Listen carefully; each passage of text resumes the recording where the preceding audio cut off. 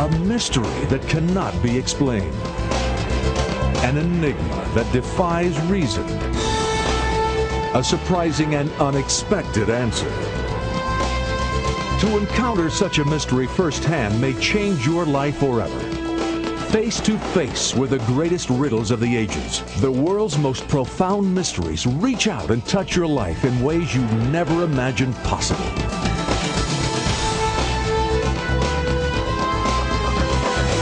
Extreme Mysteries. For hundreds, no thousands of years, kings and generals, historians and archaeologists, architects and mathematicians have argued over who and how the Great Pyramids were built. Is it possible the answer can be found not in some ancient Egyptian tomb, but in an amazing tourist attraction in modern-day Florida called the Coral Castle? Barely 5 feet tall and weighing slightly less than 100 pounds, a man by the name of Edward Leedskalnin seems to have accomplished the Herculean feat of quarrying, cutting, moving, and raising 1,100 tons of coral rock using only simple tools. Could he have done it by himself? Is it possible that one man, a small man at that, could cut, quarry, and move these massive coral stones by himself? Could it be there is some secret of levitation or anti-gravity known to ancient builders that was rediscovered by Edward Leedskalnin?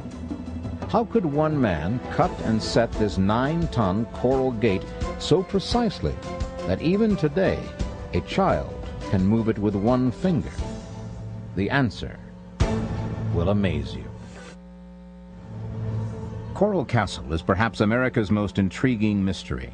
Like the Great Pyramids of Egypt, it shouldn't be there.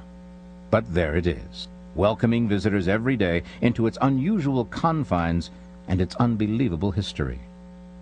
Ed Leedskalnin said he knew the secrets of how the pyramids of Egypt were built, and I believe his claim was accurate. Did Leedskalnin somehow stumble onto some mechanism known only to ancient architects and use that knowledge to float enormous coral stones into place? Leedskalnin apparently devoted his entire life to this project. Was it a labor of love? Why did he always work alone and at night?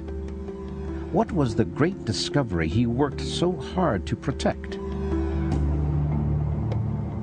The epicenter of Coral Castle's mystery is Ed Leedskalnin himself. Who was he? Why did he leave Latvia? And how did he finally end up so far away in Florida? And is there evidence that the story Leedskalnin told visitors about himself and the castle was less than the entire truth? Ed Leedskalnin was born in Latvia in the year of 1887. There he trained as a cleric and also as a stonemason. In 1912, at the age of 26, he was engaged to his 16-year-old girlfriend Agnes Scoff. The day before the wedding, she decided to call the wedding off, telling Ed that he was poor to marry her. Crushed by this sudden rejection, Ed left Latvia that year, and eventually he wound up in Florida.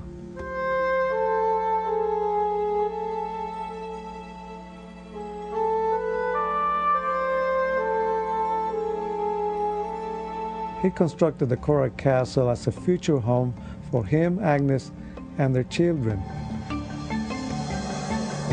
Ripley's, believe it or not, called this Feast of Love table the world's largest Valentine.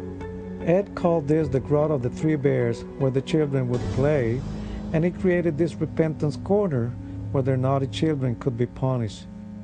There's a letter from Andrei Stavro, who investigated Ed's life in Latvia. He tells a different story. I met his relatives, found one document and one old photograph of him. In short, Ed's descendants insist that during the 1905 and 1907 uprising, he was an armed guard against the Tsar and left Latvia because of repression of the Tsar's secret police. If Leedskalnin was keeping a low profile about his past, then can we entirely trust his explanations about how he moved and lifted coral stones weighing up to 30 tons? And why would Leedskalnin keep his actual construction methods secret? One person who knew Ed remembers asking him how he did it. Ed always seemed a little vague on just how he attacked the task of moving the huge tonnage of rock, but he told me he understood all the laws of weights and levers. To explain how he managed to move the huge stones, Ed would always tell people, I have discovered the secrets of the pyramids. I have found out how the Egyptians and the ancient builders in Peru, Yucatan, and Asia, with only primitive tools, raised and set in place blocks of stone weighing many tons. If we assume that Ed Lee Skalnin and the pyramid builders were using the same tools and methods, then based on Ed's abilities, it would have only taken approximately 4,700 workers to build the Great Pyramid, instead of the 20,000 to 100,000 that is estimated.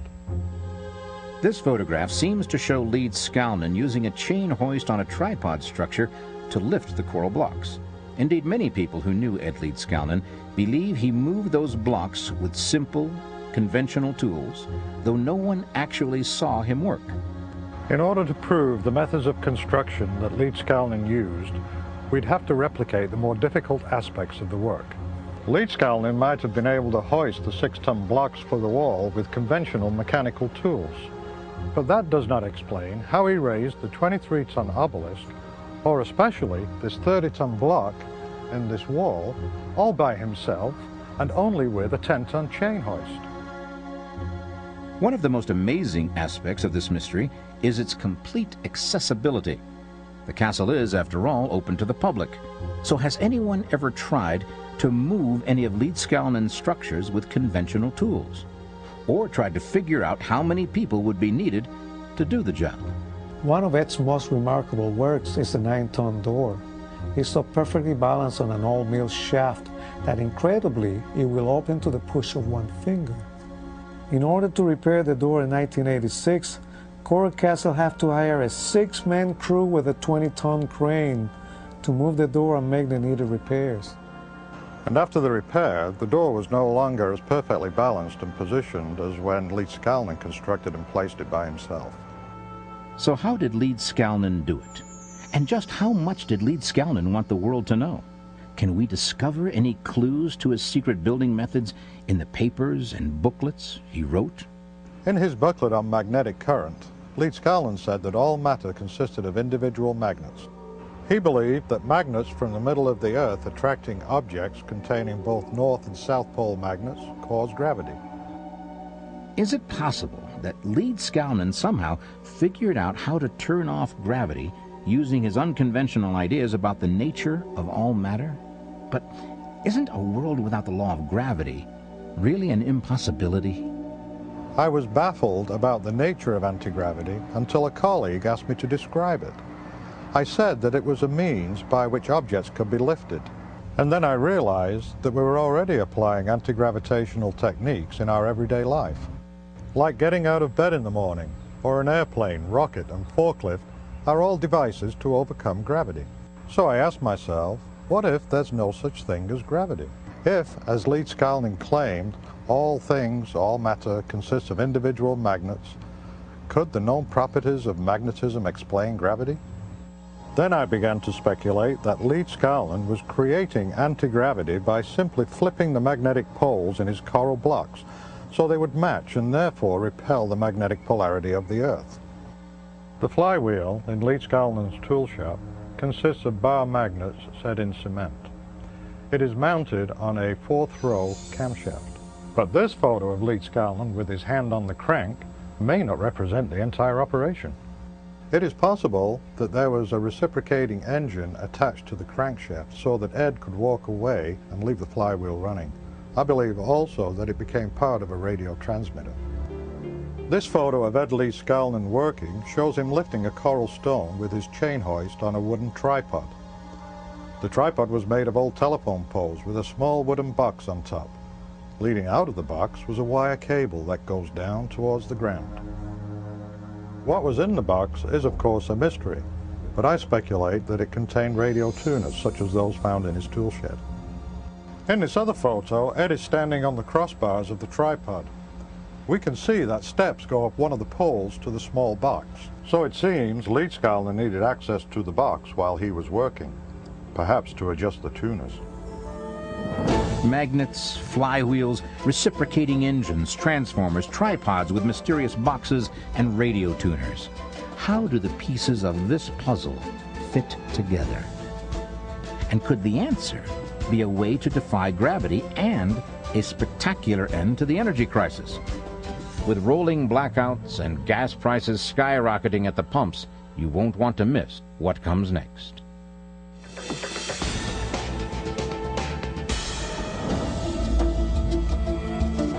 According to reports, whenever someone came up to the castle and rang the correct number of times to gain entrance, Lead Skalnin would cover up his tools before coming out to talk to the person. Why was Lead Skalnin so secretive about how he moved the huge coral stones? People also said he had a sixth sense to detect if someone was secretly watching, and he would immediately stop working and simply putter around. There is a mindset called the Italian tile layer syndrome. These renowned tilers would go all over the world laying tile for important buildings and people. No one was allowed to watch them because they were protecting their trade secrets. I believe that Lead Skalnin had this kind of mindset. Was Ed Lead Skalnin so secretive about his construction methods and about himself that he even used a hidden code in his writings? Lead Skalnin self-published this curious little book called A Book in Every Home. Following each page, he left a blank page with this explanation. Reader, if for any reason you do not like the things I say in this little book, I left just as much space as I used so you can write your own opinion opposite it and see if you can do better. It's possible that he left the empty space for the reader to decipher a code hidden in metaphors in his book. The code may ultimately reveal how he built the Coral Castle. The book also talks about family life, Sweet 16, and how to raise boys and girls. One curious sentence says, "Don't raise girls too big by overfeeding them." Could raising girls be a metaphor for raising a stone? In Lead Skalnin's writings on magnetic current, he suggests a series of experiments using magnets. Perhaps these experiments are an important key to understanding how Lead Skalnin, using anti-gravity, moved coral blocks. That Ed's secrets lie hidden in code and metaphors in his writing is an intriguing possibility. But can we look anywhere else for evidence that Ed really figured out how to eliminate or minimize the effects of gravity? Did some neighbors penetrate the wall of secrecy and actually catch Ed? One legend is that there were some children spying on Ed undetected and saw him floating coral blocks in the air like hydrogen balloons. There are additional reported incidents. In 1936, Lead Skalnin decided to move his original castle in Florida City, Ed called it Rockgate, to Homestead, reportedly to escape the threat to his privacy from a subdivision to be built nearby. He dismantled the castle and moved it, stone by stone, to Homestead, where it is today. For the first and only time, Lead Skalnin sought help with the move. Ed Lead Skalnin hired a tractor to pull the chassis of an old truck that he had. He had the driver leave the empty truck and come back the following morning to haul the full load of heavy coral stone to Homestead. But once the driver came back unexpectedly after only 30 minutes. To his amazement, he found that the truck was already loaded down with several huge blocks of coral. The driver remembered, "It was impossible to have stacked those gigantic blocks in under 30 minutes, even with a steam-powered derrick. And Ed had no equipment, just a simple tackle and chain hoist. Yet there they were, piled like cordwood." When the truck moved the 23-ton obelisk, Lead Skalnin told the driver that he would have it raised in position by the following morning. And indeed, when the driver returned the following morning, the obelisk was raised. But why did Lead Skalnin undertake the daunting task of moving the entire castle 10 miles from Atlantic City to Homestead, Florida? Was there a reason besides the prospect of a housing development close to the castle? And does the actual location of the castle itself contribute to its mystery? Some researchers believe that there is an energy grid that is formed around the entire Earth, an invisible pattern of energy lines that concentrate points of electromagnetic energy where the lines intersect. Did Lead Skalnin somehow learn the secrets of this energy grid? And is Coral Castle a power point? I've heard that Ed had a map of the magnetic energy points of the Earth. Ray Stoner, in his book, The Enigma of Coral Castle, suggests that Skalnin moved the original castle to Homestead not because of an encroaching housing development, but because a surveying error misplaced the original castle 10 miles from the energy grid. Captain Bruce Cathy, a commercial pilot and author, is considered the world's leading authority on the energy grid. I've just recently been running the given position of coral castles through my computer using the computer program that we've developed, and I found that there is a definite link with gravitational forces, and also a link there with the Earth's magnetic field. So it's obvious that Ed definitely knew something about Einstein's E equals mc squared and the unified fields. He was well ahead of what everybody thought he was. He wasn't dumb. He knew something. There are other well-known anomalies and monuments on this energy grid, including Stonehenge on the Salisbury Plain in England and the pyramids and the Sphinx on the Giza Plateau. Interestingly, many questions surround the construction of these huge monuments and how they were built with the primitive technology of ancient times. Did Ed Leeds-Skalnin really understand how to use this so-called energy grid? And is it even possible to speculate on how Leeds-Skalnin used his unconventional view of matter and magnets to achieve anti-gravity? Here is my idea of how Leeds-Skalnin flipped the magnets in his coral blocks and achieved anti-gravity. I believe Leeds-Skalnin lifted a coral stone with the chain hoist, just enough to get the wire cable, coming from the small box on the tripod, wrapped around the stone's center. Then he went back to the tool shed and he cranked the flywheel and kept it turning with the reciprocating engine. The flywheel transmitted a frequency to the small box on the tripod. The tuners in the box converted the frequency into electromagnetic field around the coral block, thus flipping the magnetic pole in the coral and neutralizing its weight. As yet, there is no working model based on my theory on how Leeds-Skalnin easily moved his stones, but the day when that can be demonstrated is close. Perhaps some oddities reported about Leeds-Skalnin do make sense.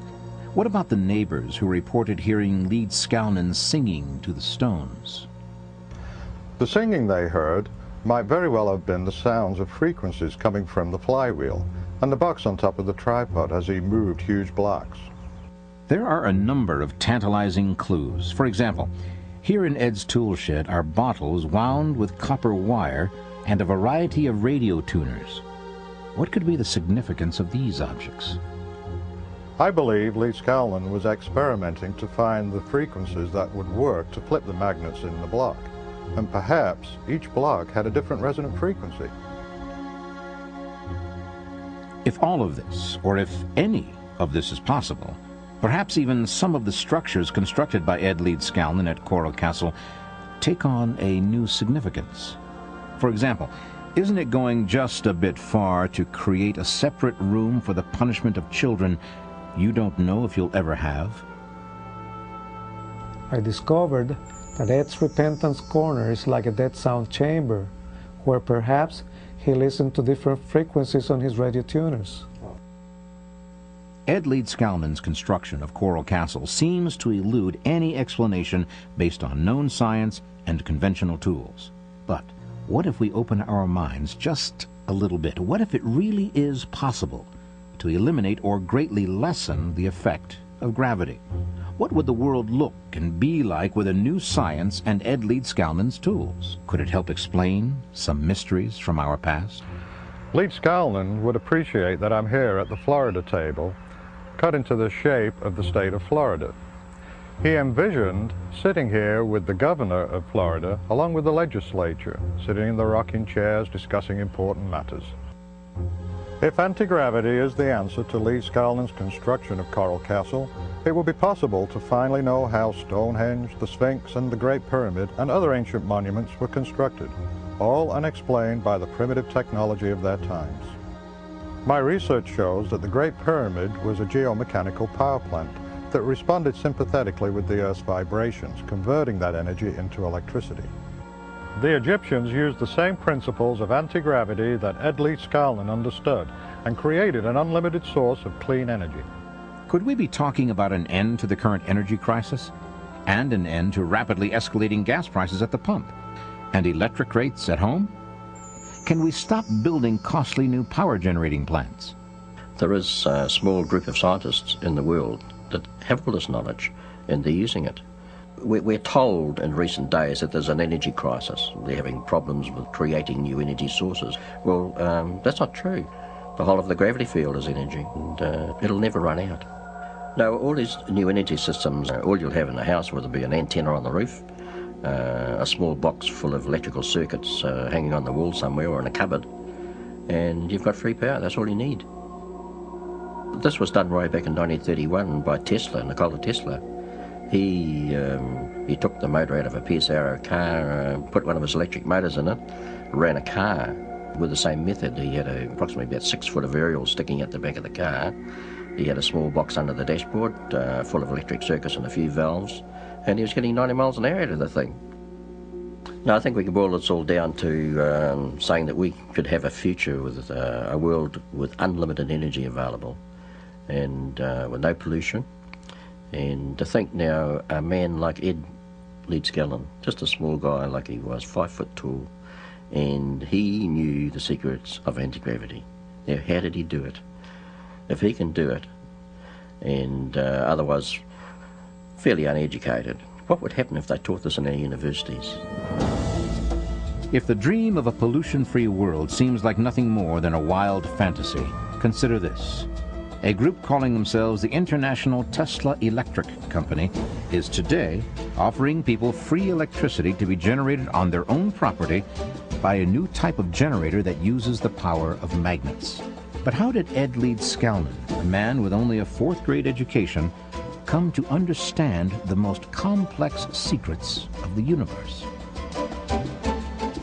On Saturday night, Ed would ride his bike into town, dressed in his best clothes. He sat on his bike and watched the people, studying the personalities of those who came by. And with equal care, he relentlessly observed natural phenomena. Millions of people all over the world have been fooled, including myself, by wrong drawings in astronomy books in showing how the Earth's yearly pass around the sun causes summer and winter. In fact, the drawings are wrong. I was lucky. I made a rock telescope and a rock sundial, and they de-fooled me. Now I know the right path the Earth follows. The scientists should come to Rockgate, Homestead, Florida, and have a good look at the new drawing, the telescope, and the sundial, and then notice how they would affect science. And he also observed nature with incredible detail. This is for biologists. I can see chromosomes without a microscope. To see, I close my eyes and then I open one eye just a little to look at the blue sky. Then I can see chains of beads floating in the liquid in my eye.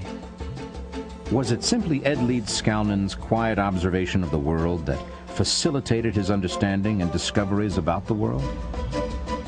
Did he learn his secrets from the study of ancient Egypt? Is all matter composed of magnetism, as Leedskalnin claimed? And can scientists today alter the polarity of magnets to nullify the pull of gravity?